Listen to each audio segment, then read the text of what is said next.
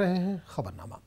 पाकिस्तान ने एक बार फिर फायरबंदी मुआहदे की खिलाफ वर्जी की है। पाकिस्तानी आर्मी ने आज सुबह जम्मू कश्मीर के जिला पुंछ के खारी करमाड़ा सेक्टर में हिंदुस्तानी आर्मी की चौकियों के साथ साथ रिहायशी मकानों को भी निशाना बनाया।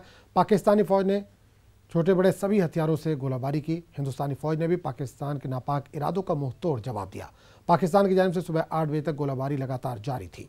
इसके बाद दोनों जानिब से वक्फे से गोलाबारी जारी है। पूरे इलाके के लोगों में खौफ और दहशत का माहौल है।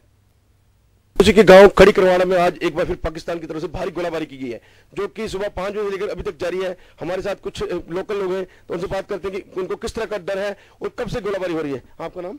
मेरा नाम सुलेमान जी। हाँ, सुलेमान। गोलाबारी हो रही है और हमको बहुत डर है और इधर के रहने वाले हैं हम डरते हैं। क्या करें, रात से हो रही है, इसलिए थोड़ी दबदब होती है। मैं फकीर दरा का रहने वाला हूँ। वो सामने बस रात को फायरिंग रही बहुत ज़्यादा। अभी बच्चों को आप सेफ जगह पे लेके जा रहा हूँ मैं। सर गोलाबारी बहुत ज़्यादा हो रहा है, बहुत हालात ख़राब है। जब से न्यास आ रहा है तब से फायरिंग हो रही है। तो किस तरह का डर बना हुआ है? डर तो है ही सर, क्योंकि हमको काफ़ी अर्सा हो गया यहाँ पे रहने वाले, यहाँ की हमारी पैदाश है, तो डर तो है ही है।